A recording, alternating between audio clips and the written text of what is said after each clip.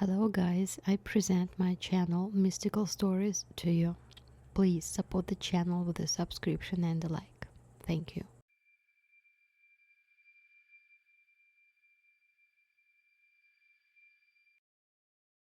I met my girlfriend Victoria 7 months ago in a bar. We felt an instant connection and started dating 3 days later. She brought nothing but happiness, the perfect definition of a soulmate. So when I graduated from university, we both agreed to move in together. She's 2 years older than me and was already working, so I moved into her house. However, after moving in, everything went downhill. The first incident happened on the first night of moving in. Victoria works night shift, so she was getting ready to head out. "Babe, I'm off to work now. Just to tell you again, the neighbors next door get a little cranky at night, so just ignore them," she said sweetly. Yeah, I get it," I responded. I gave her a kiss goodbye and she left, leaving me alone in her house. I sat down on the kitchen table and got to work. For context, I work remotely as a character designer for a video game company. It was peaceful for a few hours until the clock hit 2 a.m. The cranky neighbors began screaming profusely. I couldn't hear what they were saying, but it sounded like an intense argument. I tried ignoring it for a while, but eventually the sound became unbearable. Banging was heard on the walls, glass shattering on the floor, followed by more screaming and arguing. So much so that it sounded like multiple voices overlapping each other. I tried blasting music in my headphones, but that didn't help. Eventually I couldn't take it anymore, so I called it a night and stopped working. The next day passed by in a flash. I chose not to tell Victoria about the neighbors since it was apparently normal and I didn't want her to think that it bothered me so much. It was her house after all. Night time came and I was watching TV in the sofa when the arguments from the neighbors came again. Thumping, glass shattering, furniture being thrown around. You'd think their house is a world wrestling entertainment ring. Jesus Christ, I muttered to myself. Suddenly I started hearing banging on the door, followed by a blood-curdling scream. "What the fuck?" I said, while pausing the movie I was watching. The neighbor was trying to break into the house. That's it. That was the last straw. I got up and went to the back door where the banging and screaming was being heard. I grabbed a knife from the kitchen table in case the man would break the door. Thanks God it was locked. Just in case, I leaned against it, each punch crushing my back. My heart was racing, my hands were shaking. I didn't know what to do. For all I knew, the man could seriously hurt me. It felt like an eternity before what I'm assuming is a man stopped banging the door. Concurrently, the screaming stopped, and it was silent. "The fuck?" I muttered under my breath. There was no way I was going to live in these conditions. I decided that I was going to confront Victoria about it when she got home. With that in mind, I made sure all the doors were locked, windows shut, and went to bed. A few hours later, at 6 a.m., my girlfriend got home and laid down in the bed next to me. She hugged me from behind and gave me a kiss on the nape, waking me up. "How's everything?" she asked softly. "Were the neighbors loud?" I grunted and turned my head to face her, rubbing my eyes. "What?" Victoria giggled.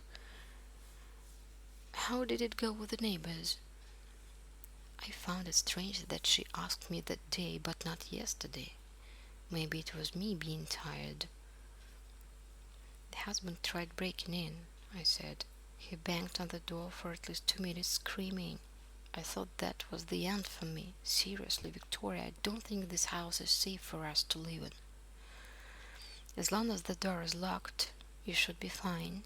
She smiled sweetly. I gave Victoria a serious look. Listen, I can't live with these conditions. I tried to say it as nicely as possible. I didn't even feel safe in this house last night. You're telling me this is going to happen every single night? Victoria looked down, her eyelids drooping down in discomfort. I felt sorry blaming her for something that wasn't her fault, but we obviously needed to do something about it. I can't fear for my life every night. I'll call the wife tonight and see if anything can be done. She hugged me tightly. Okay? I smiled and kissed her forehead. Thank you, baby. I know it's not your fault, but it's impossible to live in fear in my own house every night. On the following evening, Victoria left for her night shift. Once again, I was left alone in her house. She texted me around 15 minutes later, telling me that the problem was solved and that it should be better tonight. I thanked her and lay down on the sofa to wind down. I ended up falling asleep while watching a movie. I woke up a few hours later at 4 a.m. to screaming from the psychotic neighbors once again. Furious, I got out of bed and prepared myself for confrontation. I was ready to finally get to the bottom of this. However, as I walked closer to the front door, something felt off. I noticed the voices and banging a little closer than usual, as if they were in the same house. It was the first time I ever paid attention to where the sound was truly coming from, but it was still unexpected, subtle but unexpected. Following the traces of sound, the screams didn't take me to the front entrance or to the house next door.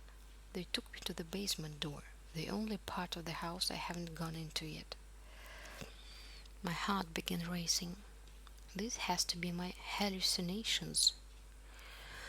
The sounds can't be coming from my girlfriend's basement, right? With my legs trembling, I tried to push the basement door open, but it was locked. It only resulted in even louder screams coming from downstairs. They sounded like a cry for help. What the fuck is down there? I muttered. The thought alone sent shivers down my spine. Thankfully or unthankfully, my uncle taught me lockpicking when I was younger in case I was in a dangerous situation where I needed it. Thanks, Uncle Will. So if there has ever been an opportunity to use that skill, it would be now. I took 2 paper clips and started fidgeting them inside in the lock. In just a few minutes the door unlocked, but it still wouldn't open. I looked around the house for anything I could use until I found a crowbar. Using all my might, I pushed the door open. Looking back, I wish I hadn't. Instantly, I heard loud, blood-curdling screams piercing my ears. Screams that you would only hear in horror movies. Covering my ears, I forced my way downstairs. What I saw was horrific. Dead bodies of dozens of guys were organized in a line on the floor across the basement. Worst of all, every guy there looked to be around my age, many looking like the exes Victoria had talked about in passing. Above them was a jar. Inside it looked to be their faces with a large glow surrounding them. They were screaming in absolute agonizing pain. From what I saw, it looked to be their souls. The sealed, trapped souls of innocent men facing endless pain in their afterlife. The stench was unbearable. Their bodies were bled out, as if everything inside of these men were sucked out to leave only their pure skin. Despite that, their faces were somewhat recognizable, each body neatly placed to keep its original shape. Their names were written in blood in front of each body: Jack, Noah, Michael, and so on. Their screams sounded more like loud gasps from up close. The room was so loud I was getting dizzy. The screams only got louder. It sounded loud enough to screech into my brain. My mind went blank, my body shaking at the thought that this was my girlfriend's creation. It got even worse when I got to the end. Another name written in blood, with nobody behind it, as if it was still being prepared. Dylan. That was my name. I then got a notification on my phone, a message from Victoria. My heart stopped just by reading it. Hey babe, I'm on my way home. Sorry about yesterday. Let's have some fun tonight.